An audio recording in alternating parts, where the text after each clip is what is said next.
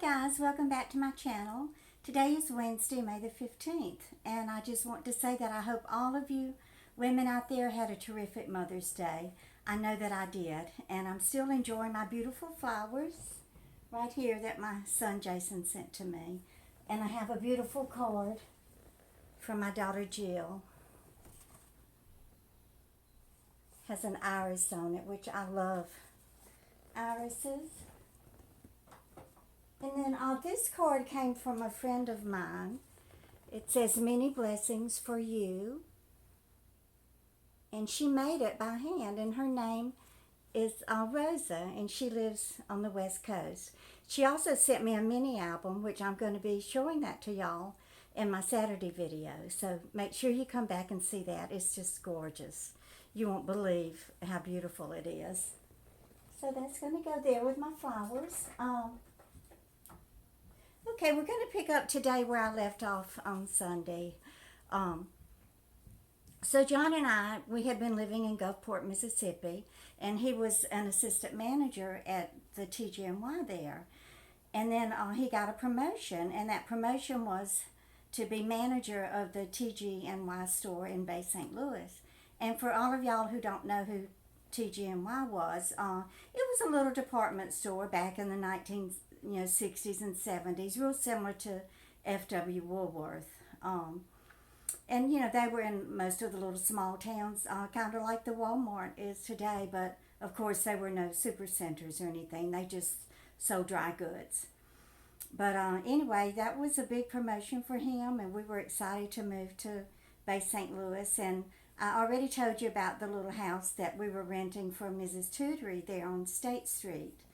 Well, Mrs. Tutory owned several properties, and so she had another house that became vacant, and it was located on De Montlezon Avenue in Bay St. Louis, and it was a huge house. But her homes were all furnished, and now they didn't have curtains in them, so and that house had a lot of windows in it. So Mrs. Tutory, her being French, I bought some curtains and valances, and she came over and helped me put up the curtain rods and helped me put the valance on the curtain rods, as she called them.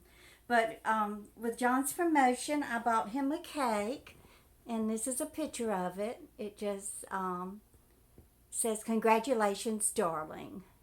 And this was March the 16th, 1973. So, I got him that cake to celebrate his transfer to the management position at the store in Bay St. Louis. Now, in Bay St. Louis, it was a small town, and they had a local newspaper called the Seacoast Echo. And I believe it is still in business there. And with it being such a small area, the little newspaper was only printed one day a week. So with me having the experience from working at the Brazosport Fax in Freeport, Texas, I went in there and they hired me as a typesetter and a proofreader. So I worked on Tuesdays and Wednesdays. The paper came out on Thursdays. Well, on Wednesdays, we had to work until the paper was ready to go to the press. And sometimes I wouldn't get out until 7 or 8 o'clock at night. Of course, John, that was his time to, to leave the store, and they did close at 6 o'clock. So I had no problem with him getting home and picking up Jason from the daycare. Well, when we moved, so when I started that job, of course, I had to find a babysitter. So I found this lady, and I didn't even, back then I really didn't know how to check references, and it wasn't like it is today on the internet and everything. But anyway, I went to pick him up one day, and he was in the playpen, and he had snot just running down his nose into his mouth. So I grabbed my baby and I paid her, and I got out of there, and I never took him back. So anyway, when we moved to De Montlezon Street, there was a daycare across the street from us, and it was called Little People's School. And here's a picture of the little children there. And it's hard to see Jason, but he's right here on that little yellow scooter thing. And then this is Darren. He's the son of the owners of the daycare, and their names are Dale and Doug Saintamont.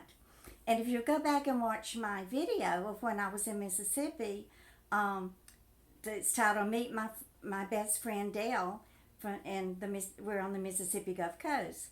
And so we've been friends all these years, and she's been a wonderful, very supportive and loving friend.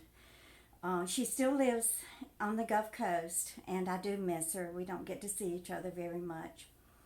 But anyway, next door to the TGNY was the Winn-Dixie, and there was a lounge there called the Office. Well, one day, John, when he went to make his deposit at the bank, I guess the depositories back then were the same as they are today. You just put the bag into this little, opening into the bank. When he went to make that deposit, there was the bank bag with all the money from the Winn-Dixie in there.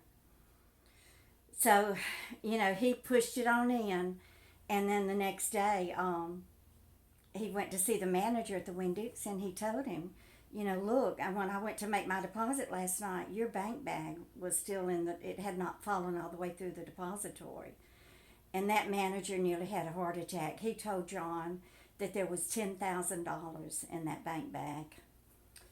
So, what if somebody had come through there who was not honest and, taken that money? The poor guy would have lost his job. He probably would have been accused of having stolen it. But anyway, when I was working on Wednesday evening, that was, my late night. So I depended on John to pick Jason up from the daycare. And, this one went on for a couple of months and everything was fine.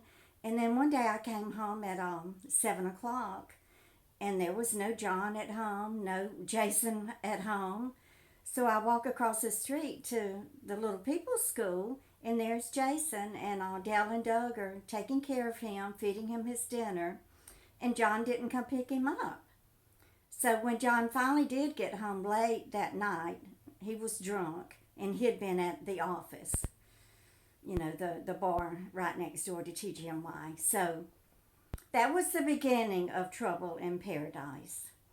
So I'm going to end my little story here, and I just want to thank you.